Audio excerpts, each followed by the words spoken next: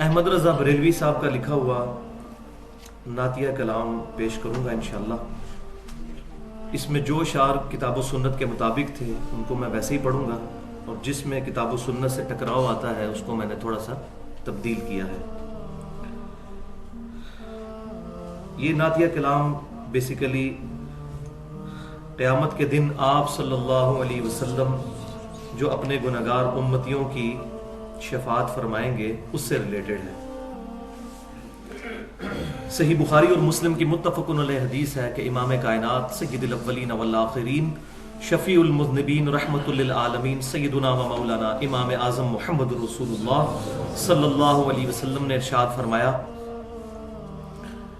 کہ جانتے ہو کہ میں تمام اولاد آدم کا سردار ہوں، اور یہ کس لیے ہے؟ پھر آپ نے طویل حدیث ارشاد فرمائی جس میں وہ تمام باتیں ہیں کہ قیامت والے دن سب کے سب لوگ پہلے سیدنا آدم علیہ السلام کی خدمت میں حاضر ہوں گے اپنی سفارش کرنے کے لیے، تو وہ کہیں گے کہ آج مجھے اپنی غلطی یاد آ رہی ہے، تم نوح کے پاس جاؤ۔ نوح علیہ السلام کہیں گے مجھے آج اپنی جان کا خطرہ ہے۔ تم ابراہیم کے پاس جاؤ، ابراہیم علیہ السلام کہیں گے آج مجھے اپنی غلطیاں یاد آ رہی ہیں۔ تم موسیٰ علیہ السلام کے پاس جاؤ، موسیٰ علیہ السلام بھی اپنی غلطی کا اظہار کریں گے کہ مجھ سے بھی ایک قتل ہو گیا تھا دنیا میں، آج مجھے اپنی جان کی فکر ہے۔ تم عیسیٰ بن مریم کے پاس جاؤ، اور عیسیٰ بن مریم علیہ السلام پھر کہیں گے کہ آج صرف ایک شخص ہے جس کے ہاتھ پر شفاعت کا دروازہ کھلے گا، اور وہ امام کائنات سیدنا محمد رسول اللہ صلی اللہ علیہ وسلم کی مبارک ذات ہے۔ تم آپ صلی اللہ علیہ وسلم کے پاس چلے جاؤ، وہ تمہاری شفاعت کریں گے۔ تو لوگ آپ کی خدمت میں حاضر ہوں گے تو آپ صلی اللہ علیہ وسلم فرمائیں گے ہاں آج میں ہی ہوں شفاعت کرنے والا۔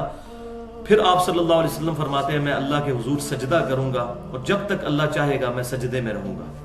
پھر اللہ تعالیٰ مجھے حکم فرمائے گا کہ اے محمد صلی اللہ علیہ وسلم اپنا سر اٹھائیے، آپ بات کریں، آپ کی بات سنی جائے گی، آپ شفاعت کریں، آپ کی شفاعت قبول کی جائے گی، آپ سوال کریں، آپ کو عطا کیا جائے گا۔ پھر آپ صلی اللہ علیہ وسلم اپنے گنہگار امتیوں کی شفاعت شروع کریں گے، اور آپ صلی اللہ علیہ وسلم فرماتے ہیں پھر اللہ تعالیٰ میرے لیے ایک تعداد مقرر فرمائے گا، اور یہ پھر طویل حدیث ہے، لیکن بات وہی ہے کہ صحیح بخاری اور مسلم کی متفق علیہ حدیث ہے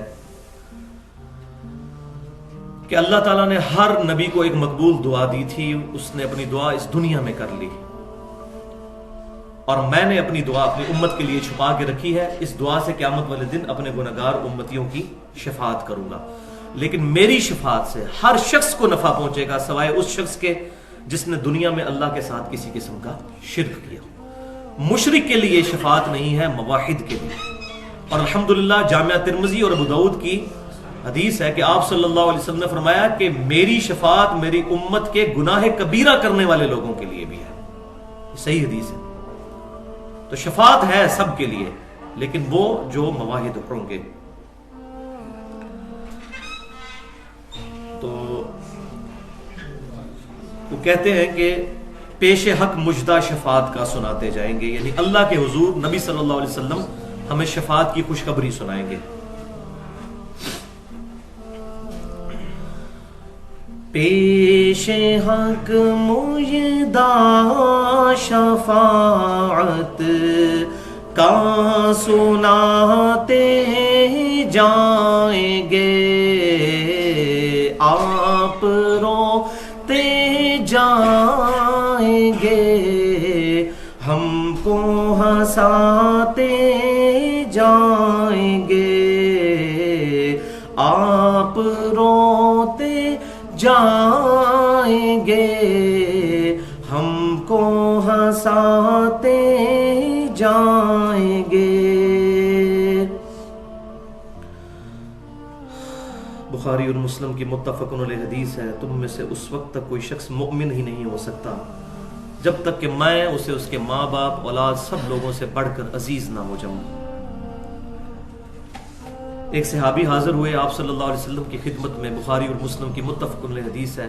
عرض کیا اللہ کے رسول قیامت کب آئے گی؟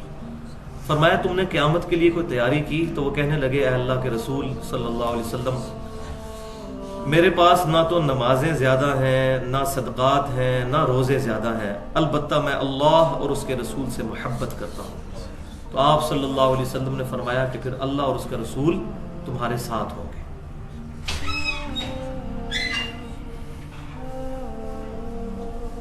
صحیح مسلم کی حدیث ہے کہ آپ صلی اللہ علیہ وسلم ایک دن امت کے غم میں اتنا روئے کہ اللہ تعالیٰ نے جبرائیل علیہ السلام کو بھیجا اور کہا کہ پوچھو کہ ہمارے محبوب کس لیے روتے ہیں، حالانکہ اللہ کے علم ہے۔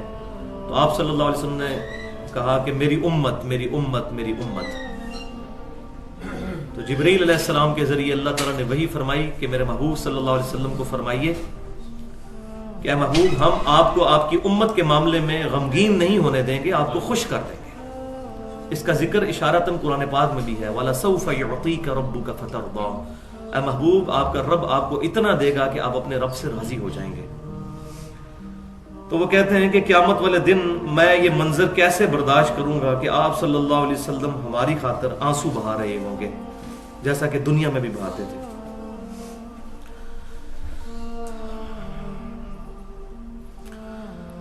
دل نکل جانے کی جا ہے، آہ کن آنکھوں سے وہ،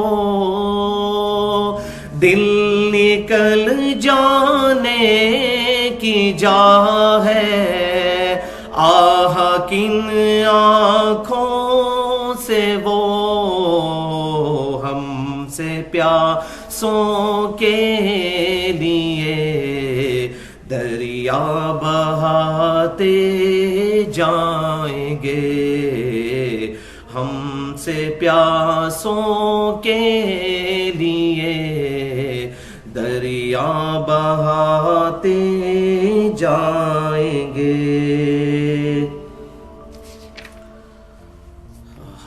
صحیح مسلم کی حدیث ہے کہ ان قریب تم پر ایسا وقت آئے گا کہ تم میں سے کوئی شخص خواہش کرے گا کہ مجھ سے میرا مال، میری اولاد، میرا سب کچھ لے لیا جائے اور ایک جھلک نبی صلی اللہ علیہ وسلم کی مجھے دکھا دی جائے۔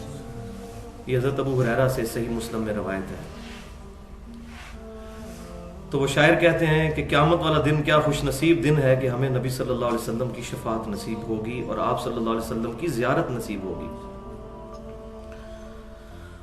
ہاں چلو حسرت زدو، سنتے ہیں وہ دن آج ہے، ہاں چلو حسرت زدو، سنتے ہیں وہ دن آج ہے، تھی خبر جس کی کہ وہ جلوہ دکھاتے جائیں گے، تھی خبر جس کی کہ وہ جلوہ دکھاتے جائیں گے۔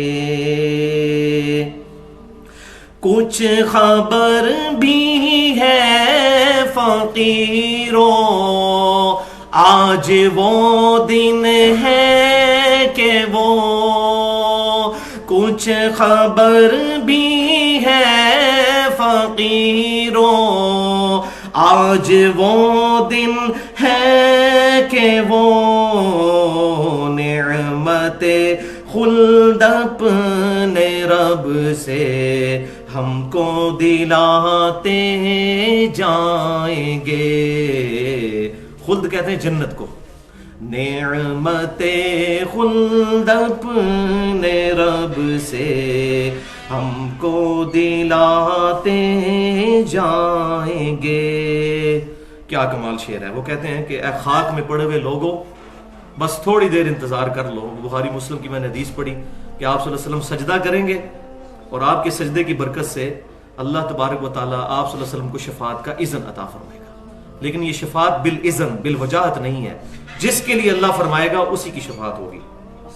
تو وہ کہتے ہیں خاک افتادو بس ان کے آنے ہی کی دیر ہے، خاک افتادو بس ان کے آنے ہی کی دیر ہے، خود وہ گر کر سجدہ میں تم کو اٹھاتے جائیں گے، خود وہ گر کر سجدہ میں تم کو اٹھاتے جائیں گے.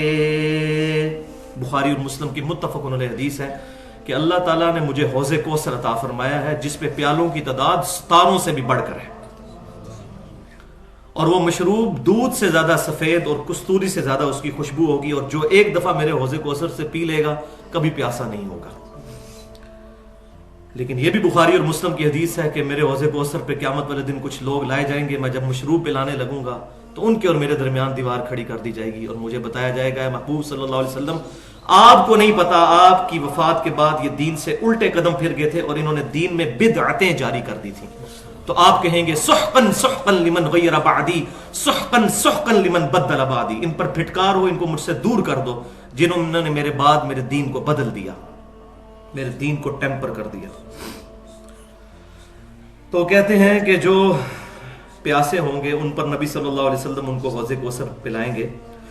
سوختہ جانوں پہ وہ پرجوش رحمت آئے ہیں، آب کو سر سے لگی دل کی بجھاتے جائیں گے، آب کو سر سے لگی دل کی بجھاتے جائیں گے.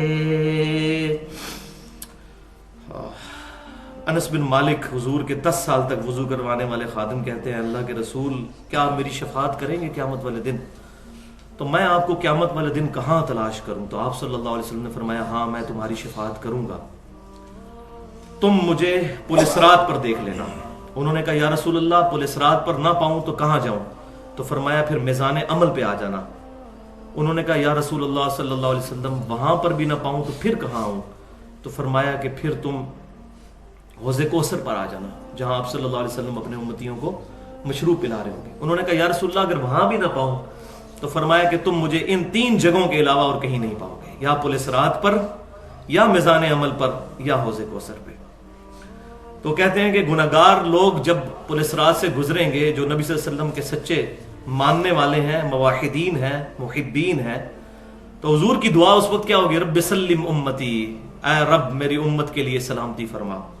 تو کہتے ہیں جب ہم حضور کی آواز سنیں گے تو ہمیں وجد آ جائے گا پل صراط پر بھی.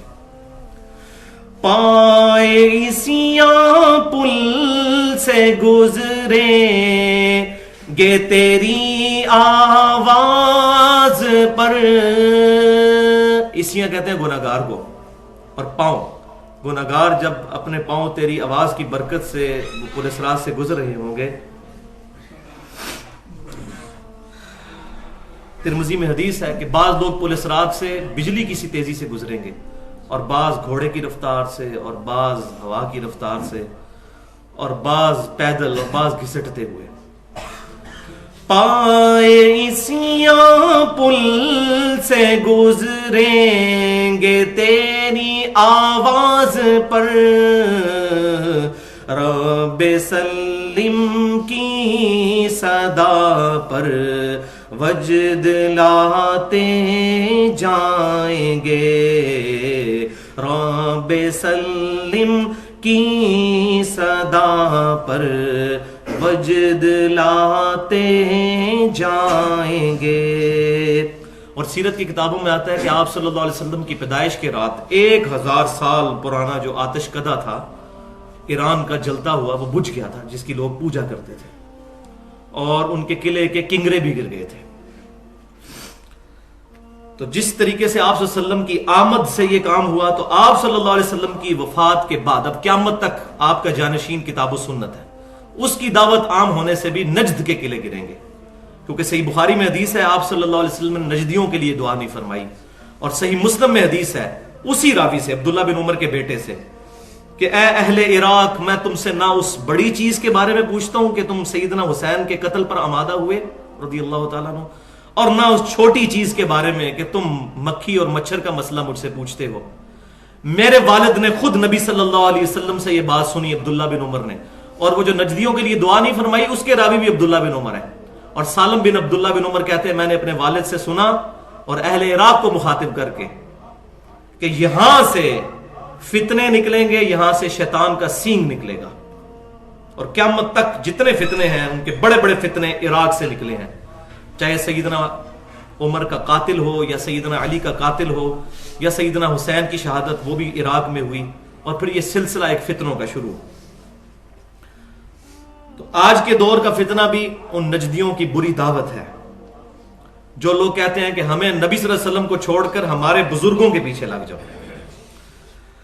دعوت قرآن و سنت اب کریں گے عام ہم، دعوت قرآن و سنت اب کریں گے عام ہم، مثل فارس نجد کے قلعے گراتے جائیں گے، مثل فارس نجد کے قلعے گراتے جائیں گے۔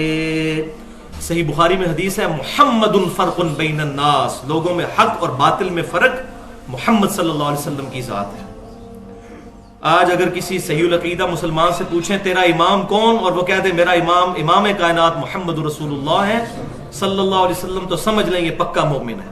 اگر آپ صلی اللہ علیہ وسلم کے علاوہ کسی اور کا نام لیتا ہے تو مطلب ہے کہ اس بیچارے کو کہیں پر تعویل کی غلطی لگ گئی۔ بخاری اور مسلم کی متفق علیہ حدیث ہے کہ میری امت کا ایک گروہ قیامت تک حق پر قائم رہے گا، کوئی نقصان پہنچانے والا ان کو نقصان نہیں پہنچا سکے گا، اور وہ غالب رہیں گے یہاں تک کہ قیامت قائم ہو جائے۔ غالب کس پر؟ دلائل کے اوپر، جو بخاری اور مسلم کی متفق علیہ حدیث ہے کہ آپ صلی اللہ علیہ وسلم نے فرمایا کہ اللہ تبارک و تعالیٰ نے ہر نبی کو ایک معجزہ دیا تھا، اور میرا معجزہ یہ قرآن ہے۔ میں امید کرتا ہوں قیامت والے دن سب سے زیادہ امتی جنت میں جانے والے میری امت سے ہوں گے، کیونکہ میرا معجزہ سب سے بڑا معجزہ ہے۔ اور بخاری اور مسلم کی متفق علیہ حدیث ہے کہ جنتیوں کا نصف اس امت سے ہوگا، اس قرآن کی وجہ سے۔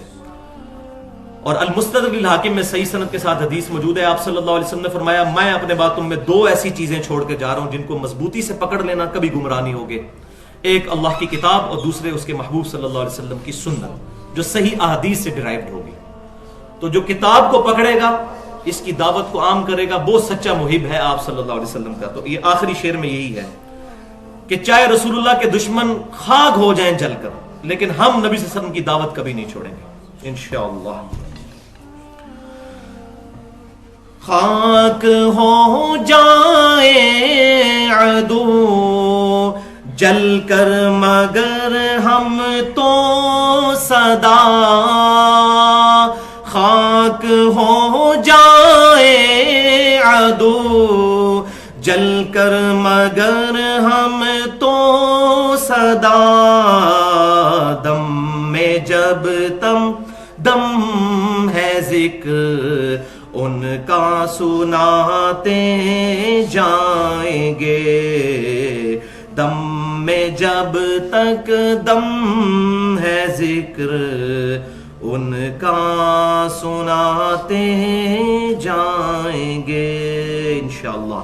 اور اس ذکر سنانا اور کتاب و سنت کی دعوت کرنے والے کے لیے نبی صلی اللہ علیہ وسلم کی دعا ہے جامعہ ترمذی میں، اللہ اس کو خوش و خرم رکھے جو ہماری حدیث سنے اور اس کو بالکل اسی طریقے سے آگے پہنچا دے۔ آپ صلی اللہ علیہ وسلم کی دعا ہے اللہ اس کا چہرہ شاداب رکھے جو ہماری حدیث سنے اور پھر اس کو بغیر تبدیلی کے اسی طریقے سے لوگوں تک پہنچا دے انشاءاللہ تعالی۔ سبحانک اللہم و بحمدک اشہد ان لا الہ الا انت استغفرک۔